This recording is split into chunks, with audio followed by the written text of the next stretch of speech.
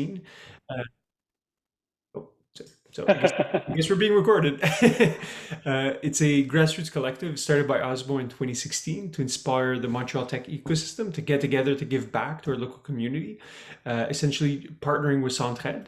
So TechAide unites people from diverse backgrounds, life stories, with a common goal to raise funds and mobilize resources. So for that, we're trying to give back to the community. I think the tech community is, particularly in the past years, as we all saw, benefited from the pandemic. Funny enough to say that, but technology, the tech sector is going well, but it's not the case for everyone. So I think it was important for us to find ways to give back. And I think part in this line is trying to create good content for people to know what TechAide is. So I appreciate our two guests, Alex and Eleonore. And maybe what I'll do to start things off is just a quick introduction of Eleonore and Alex. So Eleonore, I'll read I have a few words on you, so I'll read a little bit of your background, but then I'll let yourself introduce yourself as well. So Eleonore Jarry is a principal at Brightspark Ventures. Prior to joining Brightspark, Eleonore worked in insurance advisor in Ernst Young, focusing on alternative investments. She also co-founded Front Row Ventures, Canada's first-run student venture capital firm. So Eleonore, bienvenue. Thanks for having us. That's a good intro. I think I started in venture pretty young and really had the little coup de foudre for the industry while starting French Ventures and joining Brightspark. We're excited to share more about Brightspark because we're definitely an entrepreneurial venture fund, and there's a big part of Brightspark also that is very much like a fintech startup that we don't necessarily talk a lot publicly about, but that is quite special about us. And I think one of the things I really enjoyed, spending the past 5 years at Brightspark was building also that new model and innovative, strategies for venture capital. So happy to share more about that today. Amazing, amazing, thank you. And then we have Alexandre Cabero-Jones, Alex, Director of Investor Relations at Brightspark. Which I think we'll be talking a little bit about, what you just mentioned, Eleonore, how Brightspark's become more than just a venture capital firm and really more of a fintech. And I'd love to get Alex's perspective on how the role that he has and how he works with investors. He's also head of finance at Les Marchands, and also doesn't have a very good LinkedIn bio. So Alex, I'll be my recommendation to you is add a stronger bio, because I think you have a great background. So that'll be my one joke. And maybe one final point before we get going. I think I'll remind everyone. So this event is really made possible because of generous sponsors like Behavior, for instance. So for everyone on board, if you can, please donate generously. 100% of your gift goes to Centraide, and we'll post a link in the chat so you'll be able to join.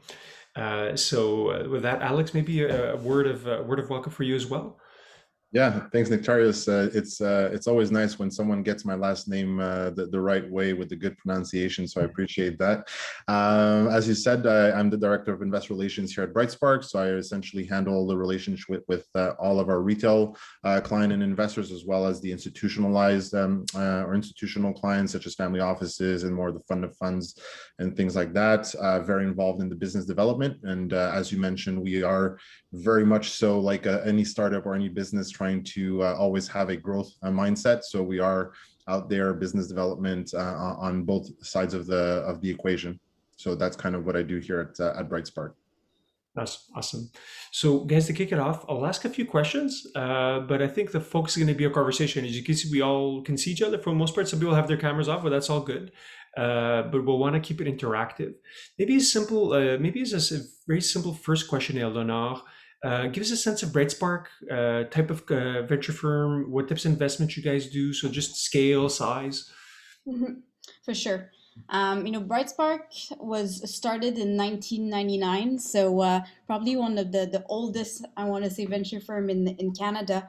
The firm was started by Mark Skepinker, who's also almost known as the grandfather of tech in Toronto. Mark, I like to say one of his biggest exit was IPOing a business that had a software that lets you receive a fax on your computer. So for people my generation that came to your range, he's been around for a few decades, a few cycles, and he definitely saw a need for more seed stage or early stage capital in Canada back in the early 2000s. That's how Brightspark was founded, and we tested a few models. At some point, we had our own incubator, but we always release, the core focus of what we do, really on the investment side at least, haven't really changed since the past 20 years, where it's really generalist agnostic, looking for great teams, big opportunities in early stage.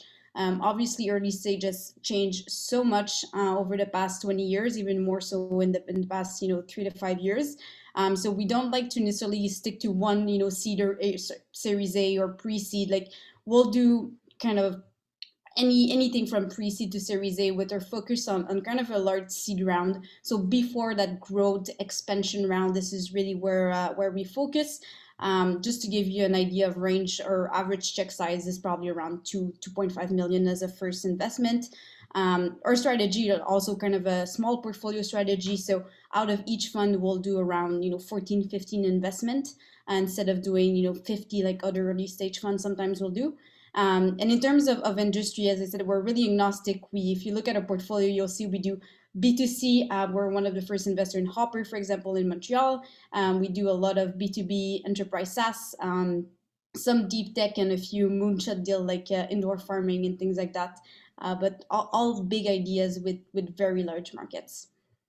Yeah, that's amazing. I really like the concept of focus that you mentioned, right? So like in line with your investment thesis, and some pretty interesting investments also, as of like you mentioned Hopper, which I think interesting transformation of that company in particular. Curious to hear a little bit about the change. We're talking about before recording how the pandemic has kind of affected us. So curious as to what's changed that's in the past year in terms of the firm's philosophy, or maybe nothing has changed. Maybe just a question of doubling down. So curious to hear you on that.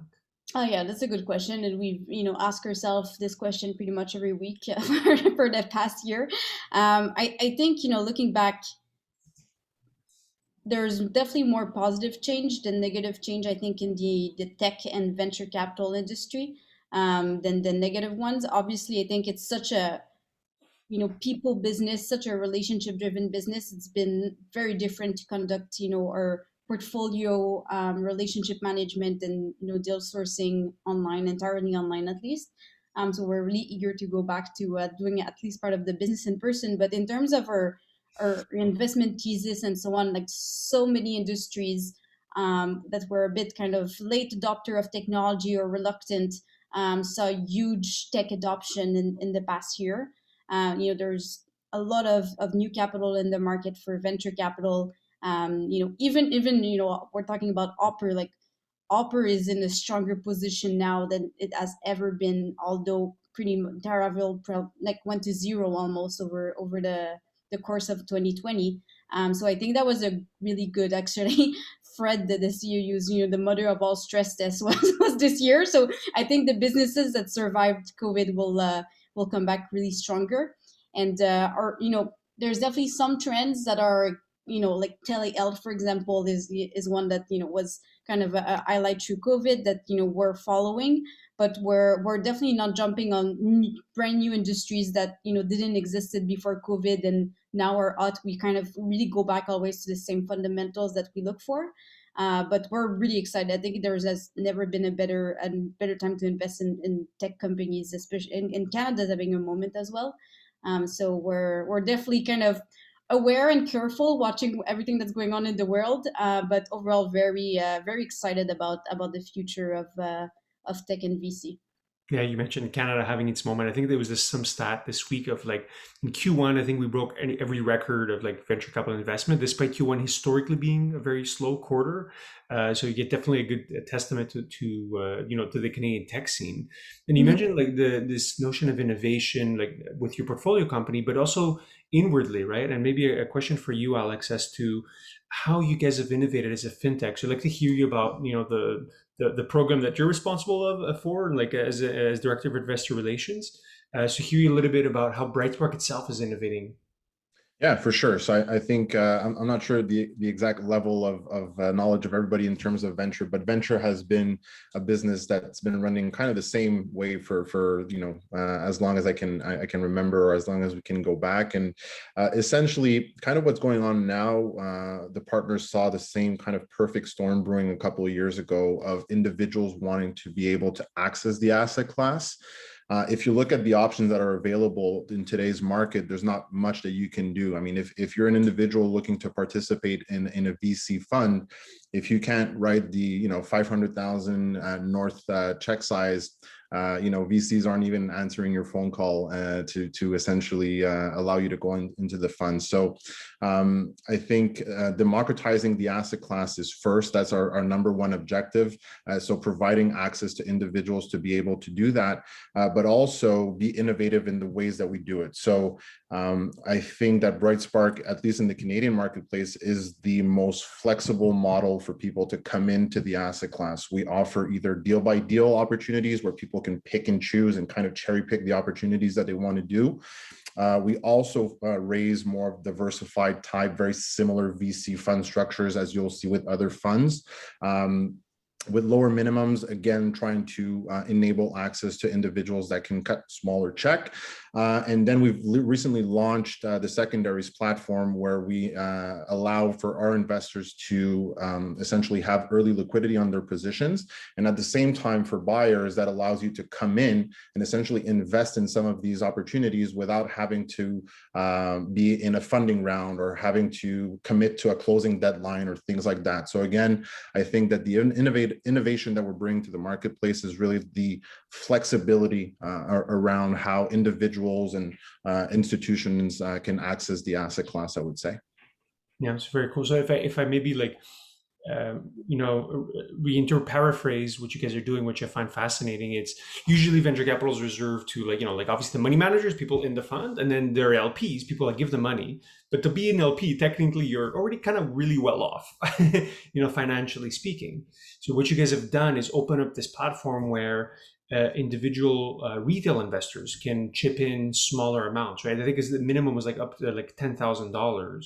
Yep. So either to directly invest into a portfolio companies, like the investment you guys just announced, I think today with Vetster, or buying secondary shares. So like a company like Hopper, for instance, some employees want to have more liquidity, putting secondary shares out. So I think the effect this has, or not the effect, but the potential this has, is really opening it up to people that want to be able to get into the space. I've heard all the cool stuff that's happening in venture. You hear about these insane outsized returns, but that you don't really get by investing in the S&P 500, right? So it really opens up that door. So is that the right way to paraphrase, Alex?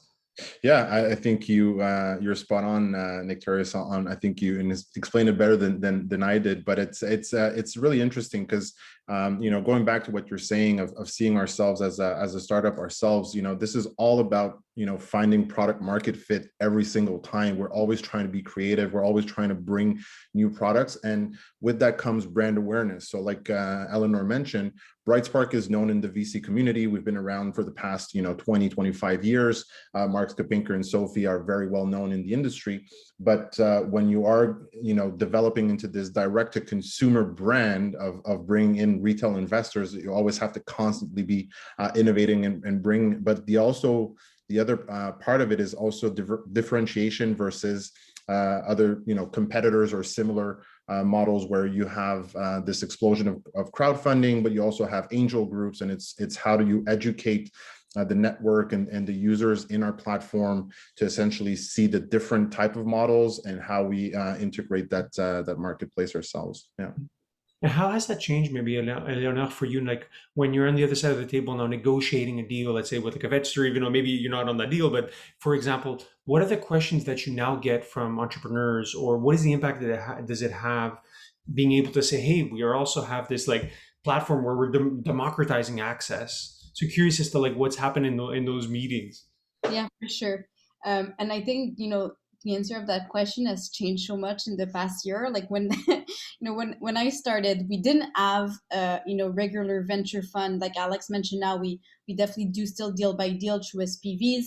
But we also have, a larger fund with some institutional investors, but with a lot of individual because of that lower minimum.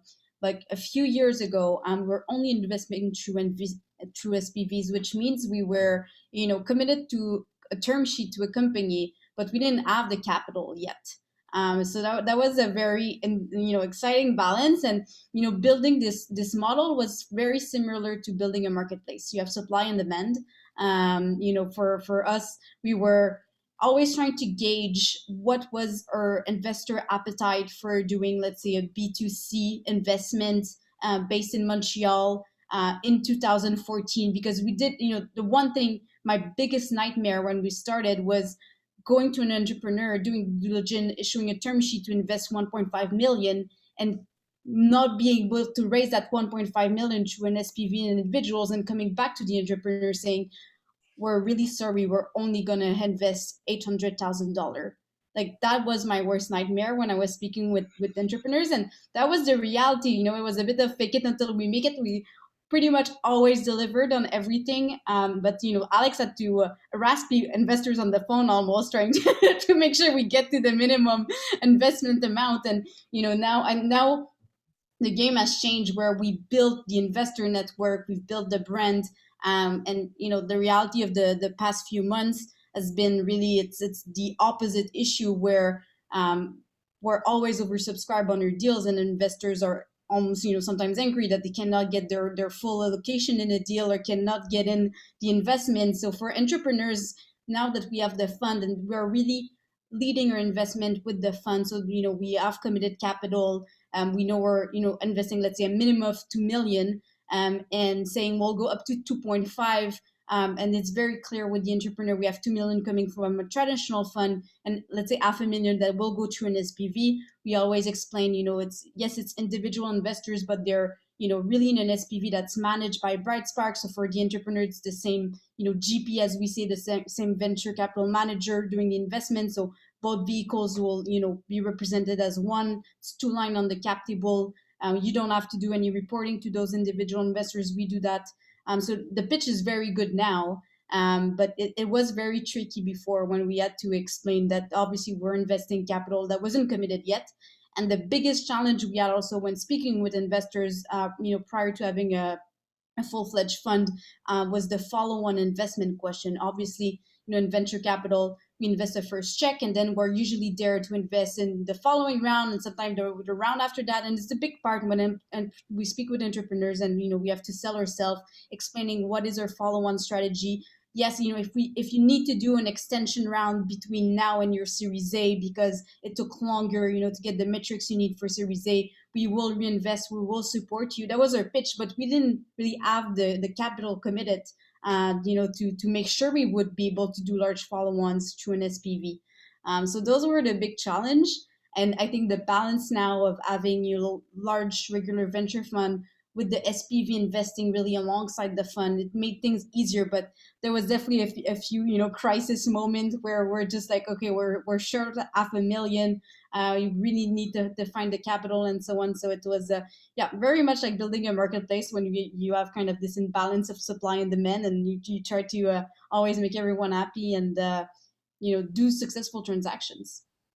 It sounds like you guys iterated almost like a tech startup, right? Like just like starting it and then figuring it out as you go and improve the model. And you might have heard, I don't know if this is too much of a tangent, but like the news, I think last week, of like Robinhood in the US that announced that they'll be able to provide early IPO access to people that use the platform, right? So, traditionally the way, when you go to IPO, there's like a certain amount that's reserved for like big institutional funds, but now they're opening it up where, anyone basically can get early entry into an IPO, any up and coming IPO, which is kind of cool, right? Because, there's like the elites, and now it's basically opening it up. Have you guys started thinking about, hey, maybe we can start talking to these platforms like a Wealthsimple, for instance, if like companies start becoming more mature and they move to the IPO phase, maybe being able to offer it also on those platforms? I know we're live and recording, so maybe we don't want to talk about the product roadmap. So Alex, maybe a question for you is to like thoughts in terms of like future innovation. How do you guys think about the future of this, the vehicle that you guys have built? Yeah, maybe. Well, in terms of partnerships, of maybe offering product, I mean, we are very much interested in securing different channel partners. So we go direct to our network. I mean, we have grown the network to over say even close to 6,000 members now. We have, a good portion of that are actively writing checks. I'd say that the next point of innovation, or at least in terms of distribution, would be to tap into the wealth management realm. So the reality is that why Robinhood is doing this and all different platforms are trying to get in on the privates or pre-IPO types of deals is that there is appetite in the marketplace. And kind of like Eleonore said, there is an inflection point where I haven't seen this appetite from individuals and an uptick in our membership and our number of clients that are coming in. Nectarios, we spoke a few weeks ago, as you also recently started in. Our deals are getting oversubscribed in less than 24 hours at this point, and this wasn't the case. So, wealth managers are asking for the product. I think regulations in Canada is always a barrier versus the US that is a lot more flexible, and you can invest via your IRA over there, and there's different ways to access. So I think that tapping into the financial advisor, portfolio managers, wealth managers as a distribution channel is definitely the next piece. And in terms of innovation, we are thinking of a next product who essentially will provide the basis foundation of a well-diversified fund. I think the number one thing that we always try to look into our network, and kind of like a startup, like you say, we're always looking at our users, we're always looking at our leads, who's a sales qualified lead. And then we've recently become an exempt market dealer, so we have to KYC, so know your customer on everyone, so we know by which way they're accredited. And why I'm saying this is that there's different levels to the accreditation. You have people that are accredited via the income side of things, and that's 200 to 300,000 combined with a spouse income per year. And yes, like you say, you have the 5 million net worth individuals as well, but it's not the same level playing field. We have clients that can do the 50,000, 100,000, 250,000 on every single deal. You have other ones that do the 10,000s, and they can do a few deals, but then they don't have any dry powder anymore. The one thing in venture, and kind of what keeps me up at night, is that it is a very risky asset class, right? You can get those outlier returns, and you will get good returns in the long run, but you have to get pretty good diversification. So the next phase of innovation, and Nectarios, I can't say too much because we are being recorded and it's kind of our secret sauce, but we are thinking of ways of, again, easing the minimum commitment via a more diversified structure.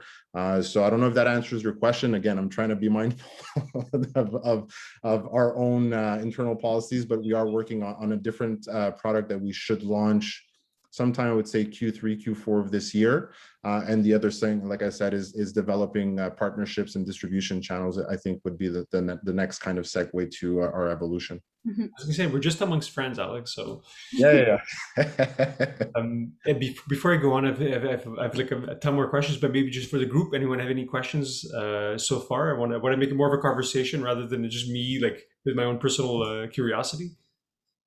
Most people are on mute. We'll give you maybe a few seconds. Your questions are great, Nectar. So good. Well, we're still opening up. You're the master, Nectar. Yeah. Well, I think it's on the last point that you raised, Alex. I think it's like, I almost see you guys have it's like two business models, right? You have like the B2B business model where Éléonore has to develop deep relationships with like a founder, with their team, and really help coach them as they grow. And then Alex, on the other side, you have, you're dealing with a myriad of, like retail investors, like, yokels like me that don't know what they're doing. And then also potentially that haven't done this in the past, that don't understand the risk profile of what they're getting into. So curious to hear a little bit, maybe a question for both of you is like this dichotomy of business models and like how you've been able to manage and circumvent it internally. Yeah, for sure. Maybe I can start. And I think, there's even on the investor side, we have institutional LPs that are extremely important to us and with whom the firm has built really strong relationship over the past, 20 years. But, as you know, like a BDC or Caisse de Dépôt, like things very differently than, a retail investor who's investing, let's say 100K into the asset class. And they're, all very different stakeholders, and, we're founders have, also different, they want different things from us than the retail investor. Like, I think one of our motto at Brightspark is alignment of interests. Like, that's also why we started this model in the first place, where like we want to people to invest with us. I mean, we didn't get into the fee structure, but like our model is really made so that we as Brightspark only makes money if our investors make money, and that's been super core with everything we do. Brightspark is a very return driven firm. Where we don't brag about IR all the time, but it's super important internally, and we're really doing this so that everyone that is investing with us makes money. It's some other models, some in other places of the world have raised a lot of money from retail investors not really delivering returns, and it's not sustainable. That's not what we want to do. So just thinking about different stakeholders, government funds, institutionals, pension funds, retail investors, and obviously founders is super important. I think definitely on all these fronts, it's definitely a long-term relationship. Like venture is the long-term game, and Brightspark is not about just raising a fund. It's really a firm. Mark and Sophie are investing a lot in Alex and I and some of our colleagues also to be a next generation for the firm, and we really are trying to build long-term relationship with some of our founders and investors as well. And yeah, building the relationship with on the founder side is really about treating people well. It's such a small industry. Repetition is everything. That's not news to anyone who understands venture. And I think for us, we work a lot with repeat entrepreneurs. A lot of people that especially Mark and Sophie had previous relationship with the founders in their previous businesses, and they come back to us for their second business. For us, that speaks a lot, and that's really what we're trying to emulate with the relationship we're building with founders now. Yeah.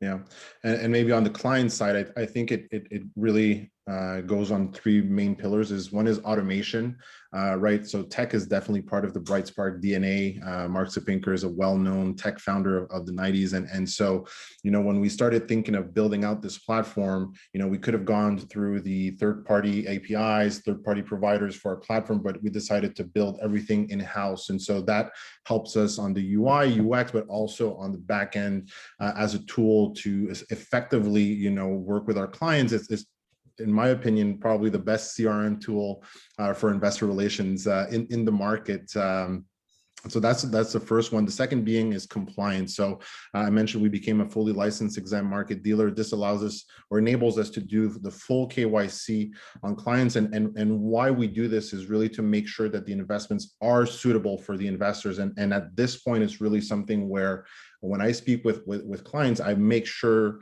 that they have a planned allocation that they want to do for this asset class, and we don't have people that come in, will do one or two deals and will be tapped out and can't follow on making other investments. And then the next piece is obviously conflicts of interest. So you have me and Eleonore here, but we have an amazing team of operators and marketers and people in-house. Our CCO Audrey is really probably one of the best young minds in the compliance side of the marketplace, but she really handles all of the conflicts of interest between the two firms, because that's one of the things that you have to understand is that we as the EMD are selling a product that Brightspark Capital is providing us, and we have to make sure that it's a good product to sell to our end users, which are the investors.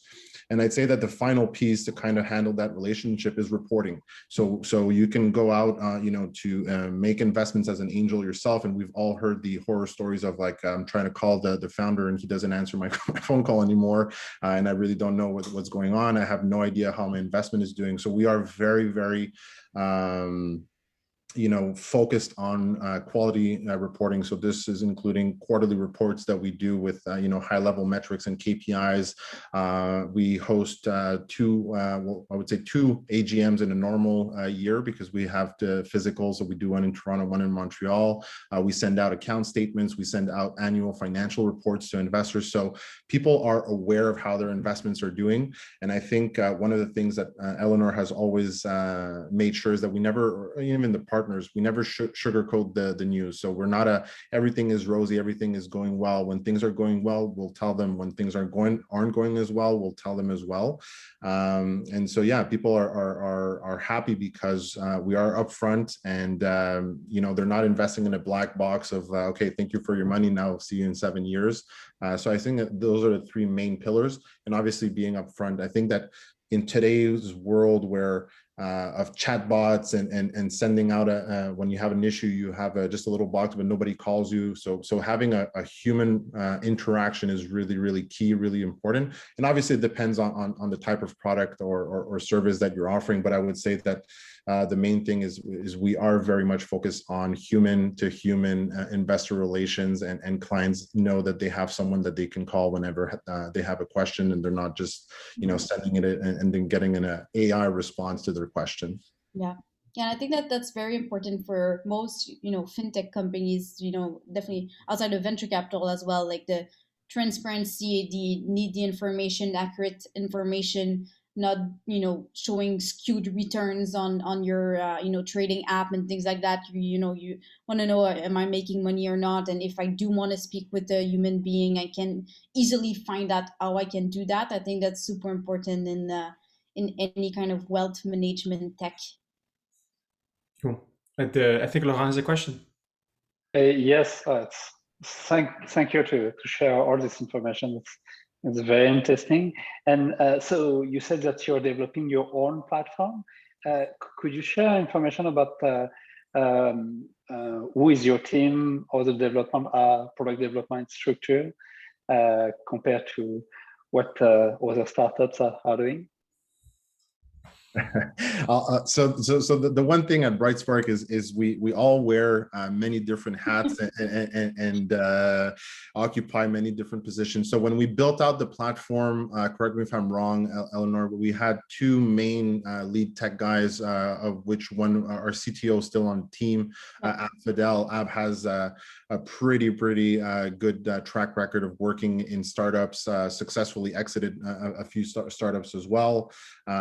So he's our main tech lead, and I would say he is our tech team at the moment.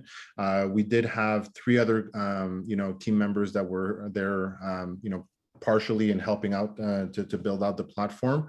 But yeah, it's a one-man machine that we call Ab, which is really amazing, and he's always pushing new features to the platform, making sure that there's no bugs, that people have access to all their documents and everything. But yeah, I mean, I'm not sure how he does it, but he does it, and he does it very well. Yeah. And are you a product owner as a team, as you decide where the product is going? So we don't have a product owner, product manager on the team. We have our director of marketing called Emily, who's also at the same time product owner, and she really makes sure that the look and feel of the platform makes sense. And we always have our fintech, what we call our fintech meetings with the rest of the team, where we address compliance issues, UI, UX, subscription, how's the fulfillment working, the look and feel, as I said, the back end. So I wouldn't say that we have one person attributed to that. I'd say it's a team effort for sure. Yeah, and I think one thing that was super interesting that probably will relate to anyone who's kind of built technology to automate the manual process in any kind of industries. Like we used to do everything by email and so on. So like we would launch a deal, we would send an email. Like I think we were probably using at least HubSpot or something to send mass emails, but then people would like reply by email, say like, hey, I want to invest 25,000. Then we would have a spreadsheet, we would log in, Alex would do the follow-ups, he would use spreadsheet to do like CRMs. And then, me and Audrey, who's now our chief compliance officer, we're doing all the back office behind. So like doing by end the subscription agreement for each investor in each deal we do. We have like around 20 to 50 investors, so we do all the same documents 25 to 50 times. We'd send those by email, follow-ups, get a signature on DocuSign, would track the wire transfers coming in, the checks coming in. It was like, make sure you're not losing a check, and then you confirm we got people's money, and at the same time you're doing the legal with the company on the other side, negotiating the deal and closing the deal. So it was a crazy process. So we mapped out all these steps, and same thing with reporting and year-end reporting, tax slips, all of that. We really mapped that out, and spent weeks and weeks with Ab to really design the tech product that would be this super compliance back office person wrapped up as a tech platform. So that was a really interesting process to go from purely manual to automated. Yeah, now that I hear you tell the story, I'm almost missing those early grind days, Eleonore. You seem to have starting to get white hair there, Alex. Yeah, I have white hair for other things, not working on the platform. So Alan, Yeah, really enjoying, very interesting, Alex and Eleanor. But Alex, you mentioned earlier educating as you sort of democratize this asset class and open up to a whole new demographic. And I was wondering what sort of things you are doing and whether you're working to create a learning community around your, I think you mentioned 6,000 members now. Yeah, I mean, we're always thinking of ways how we could, help everybody come together. But in terms of education, Alan, like one of the things we always do is as soon as someone creates an account and signs up to our platform, he automatically gets a call, follow-up email. We really try to get in front of the investors so that we create that first relationship. And then we have, a drip campaign that will send out some materials, either on venture, some of our deals. We can have pre-recorded videos from Mark or Sophie or whoever would be. The other thing that we also do is when we launch deals, we'll host a webinar.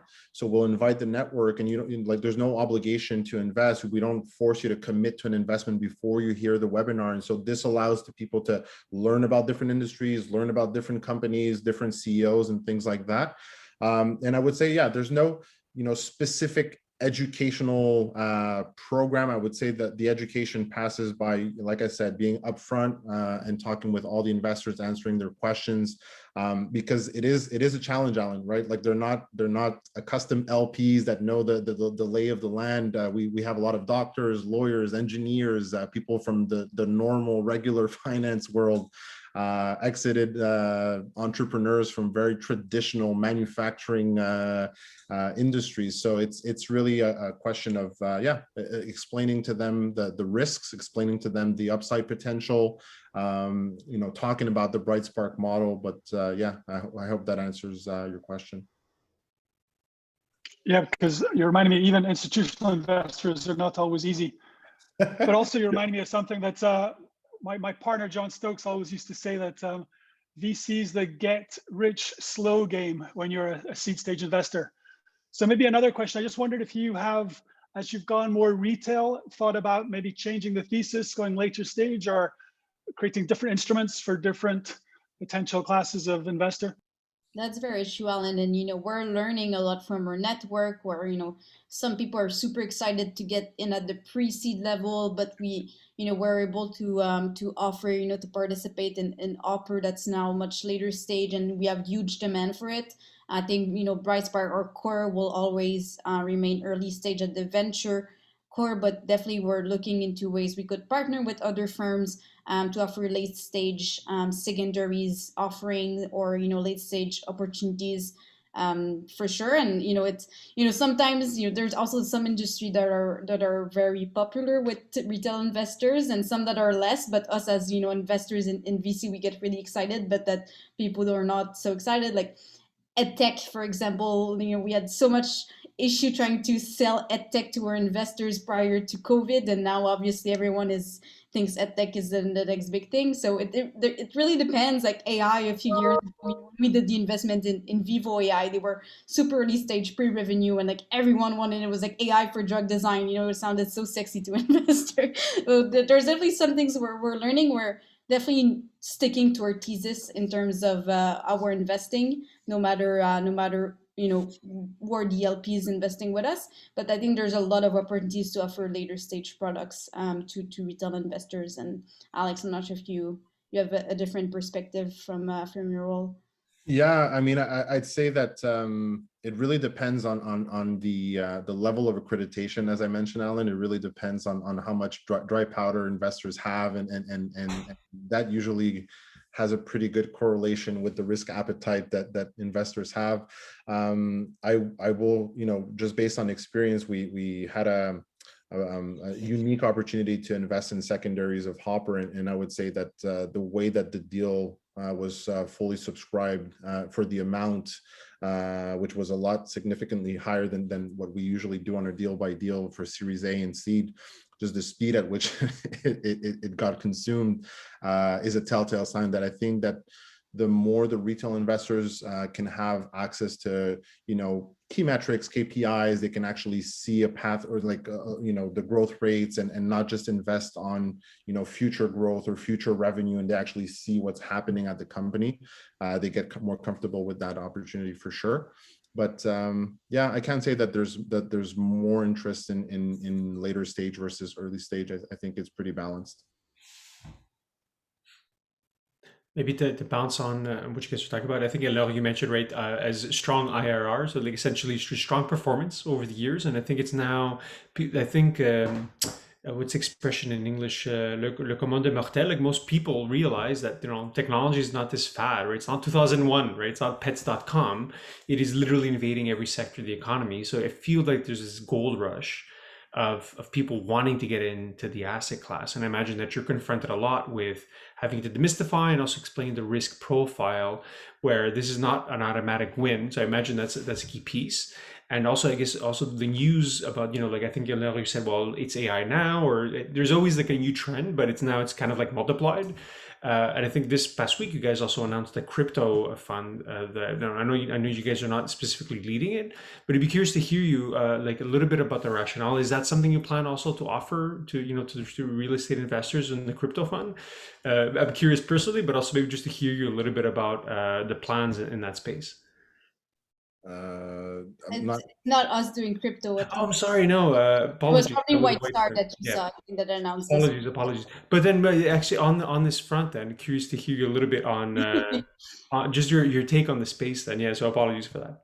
Yeah, that's. I mean, I think we're more and more looking into technologies, but really software companies playing with blockchain, or building services and offerings that are just adjacent to crypto. Definitely, it's not in our thesis right now to invest in any kind of tokens. Definitely, we're following the space. One of the key core pillars, I want to say, of our thesis at Brightspark in general, is invest in markets where money is being spent now. So for us, and obviously there's a ton of money being invested in crypto by retail investors, but for us to really make a bet in that space and make an investment, we're waiting to see kind of larger move from enterprise, leveraging blockchain, adopting government, or banks. There's definitely a lot of people placing bets and so on. We're not expert in that field, so we would never do our own crypto fund or something like that. I do believe that probably in the next fund we'll have more of a blockchain thesis. But we're thinking about it. There's definitely, it's very very cool space, and Alex continue because he's more of a crypto geek on the. I think it's interesting, but like maybe refraining for giving my own thoughts on the space. What's really interesting about crypto is that I think a younger generation of investors have made very well on their money in 2020, have been taking some profits. And so what we're seeing that is that money is flowing to venture and different types of asset classes that have less correlation with public markets, less correlation with crypto markets, private, so it's interesting because the demographics of our typical investor is changing. I'd say that overwhelmingly in the last, I'd say 3 to 6 months, it's been between the 25 very young got into Bitcoin and Ethereum very early, and up to 40 years of age, where it used to be our typical investor was 45, 50 and over. So it's maybe one thing that crypto has done is that it's made a lot of people a lot of money, and I think that people have taken some profit.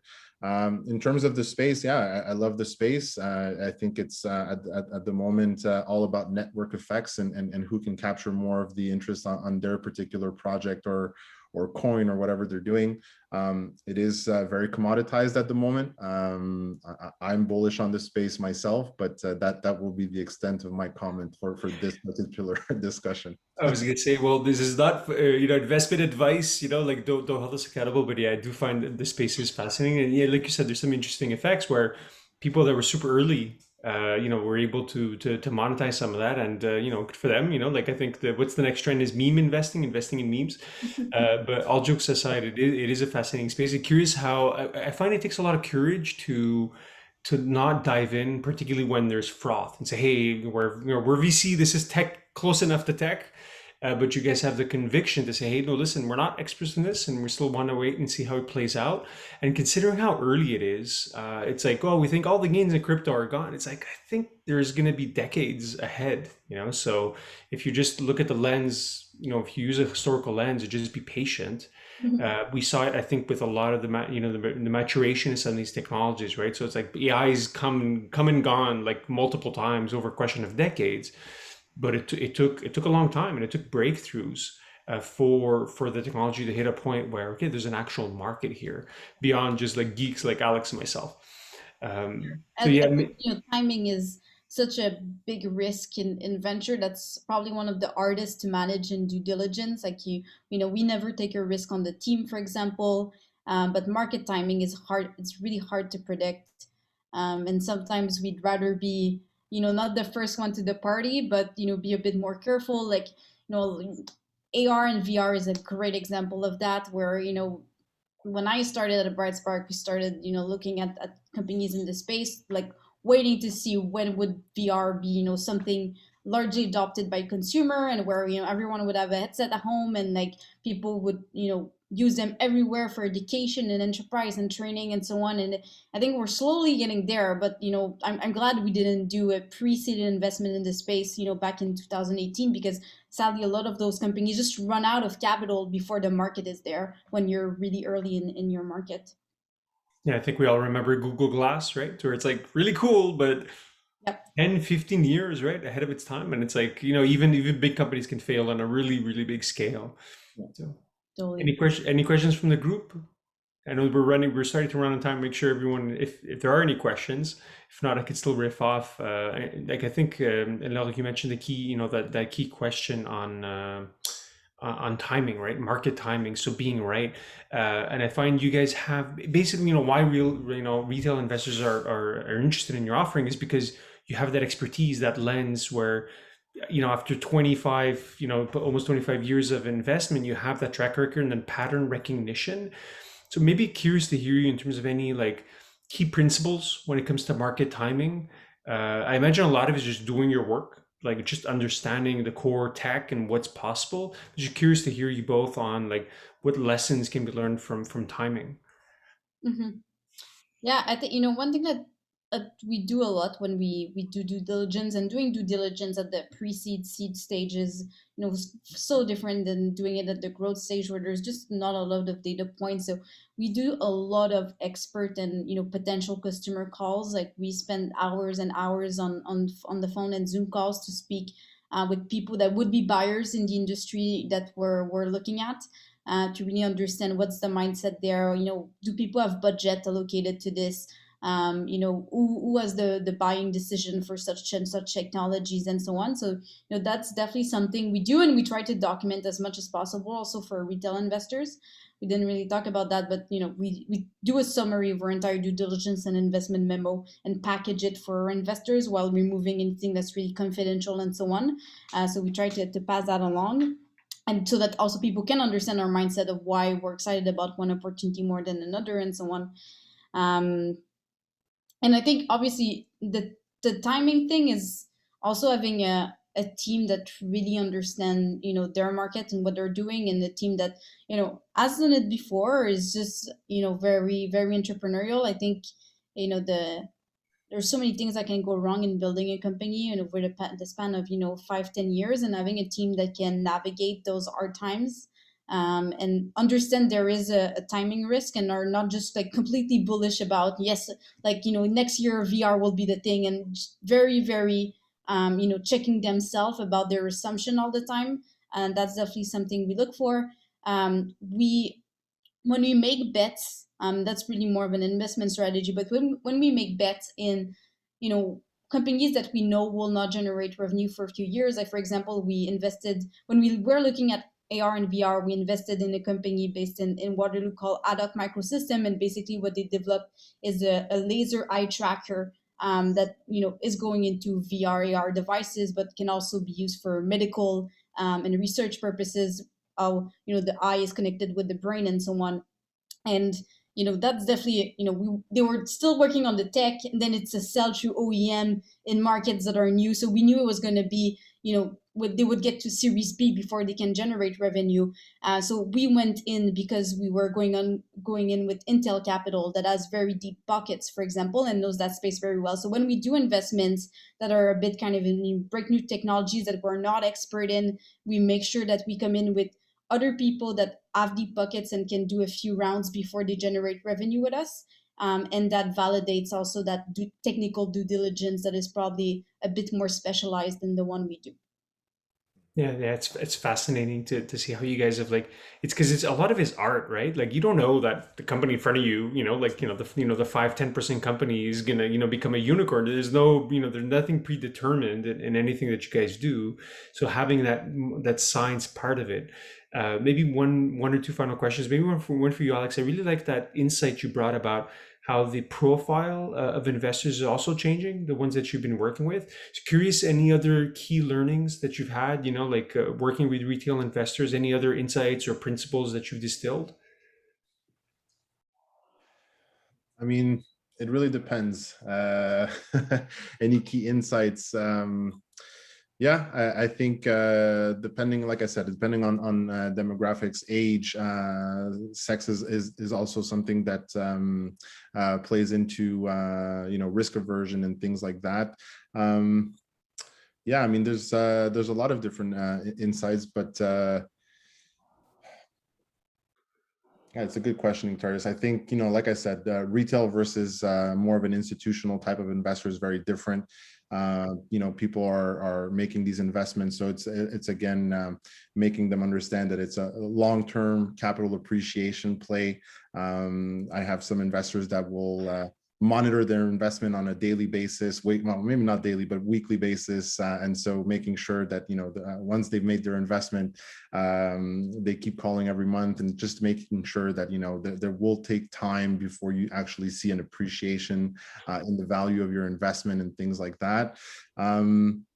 But yeah, I mean, I'd have to go super, super granular with you, Nectarios. Well, actually, hear you talking, Alex, I can give you one. Maybe you haven't realized, but it sounds like you guys have a newfound appreciation for the work, for the role. Because I find when you're working with LPs, they're cutting big checks, and of course you don't want to lose an investor's money, never ever, right? But if Caisse de Dépôt lose a few $1 million, it's not they're not shutting down, right? So of course you don't want that to happen, but it's very different when you're working with a retail investor. But it sounds like you guys are really taking it very seriously in the sense of there are mini LPs, and then we have to really respect their participation and help them understand that this is not this is not a bond, it's not a government bond, there's a much more higher risk profile. So I find that the approach that you guys have taken is very honorable in the sense of just really respecting your fiduciary responsibility towards them. So I find that's one key learning that I've pulled away from today. Maybe to be respectful for time, maybe open up to the group if there are any final questions. I don't see any hands raised, but before I thank everyone, Alan doesn't one have... more, Nectar. Go ahead, Alan. Just with regard to, I wondered if long term you think your network could actually be a strategic advantage, and I don't know if you've already sort of seen instances of that, but as it becomes more educated, you're going to have a unique pool of potential, contacts. It can open up doors, all kinds of advantages for the portfolio. Yeah. 100%. And the reality is sometimes it's an advantage, sometimes it's not always helpful. But we also have I don't know, 500 investment scouts that are sending us deals and looking at markets, and we did a few deals coming from individual investors or lawyers that are investing with us. That I saw this company like Ad Hoc I mentioned is a great example of it. So it's definitely an advantage on the deal sourcing, and the more we're seeing that kind of in our strategy long term. And it's very true also, we have people in a lot of different industries, and some of them can really, help portfolio companies and bring good introduction. Like we were closing a deal now that we can mention, but someone in our network, had a great reseller channel introduction to do for the company, and they already signed 2 deals out of that introduction. So there were definitely we didn't. I don't think it was intentional when we started this model, but we're seeing more and more how this can be a strong strategic advantage that we'll put forward also with institutional LPs in future fundraising, and kind of formalize that proposition. Yeah. And maybe just to add to that, Alan, I think in terms of lead generation for the investor side of things, it's really been drastic. So, I mean, the customer acquisition costs when we're doing social media or paid advertising or whatever other channels, even the wealth management channels, the challenge with that is that they want to get paid to refer clients. And so having our own internal investors happy with what we're doing, happy with their investments, that has been a tremendous lead generation funnel for us, which is zero for zero cost. We don't really have a program or referral fee or finder's fee that we pay our investors. So I'd say that the more the network grows, the more we have active investors, and the more they get comfortable with the asset class and with the returns that they're seeing, the more they're sending us investors. And it's like anything, you purchase things that your friends tell you that work and that they're satisfied with. So the trust is automatically there when we meet people that we get introduced. So I'd say that on my side, that's definitely been a great value to having a big network like that. Great, amazing. Well, Leonore, Alex, thank you so much. And maybe a quick reminder for everyone, if you can, please donate generously. This event is obviously done to be able to raise money for TechAide, so a cause that we believe in. And with that, I really want to thank Leonore, Alex. You guys did amazing. Thank you. Thank you so much, Nick. Thanks for having us, and thanks for putting those initiatives for TechAide. I know TechAide has done really, really cool stuff over the years. It's nice. Yeah, thank you for having me, and happily do this whenever you want, Nectarios. It was fun. Absolutely, yeah. And like for the other people on the call, maybe we'll be able to do these in an actual cafe soon. So Oh yeah. Yeah, looking we're forward. not too far away. So yeah, thanks again, everyone. Really Or appreciate on it. That was Nathan's patio. Yeah. Thank you very much, everyone. That was wonderful. Bye, everyone. Have a good evening. Thank you, Eleonore. Thank you, Thanks, guys. Alexandre. Enjoy your evening. Great job.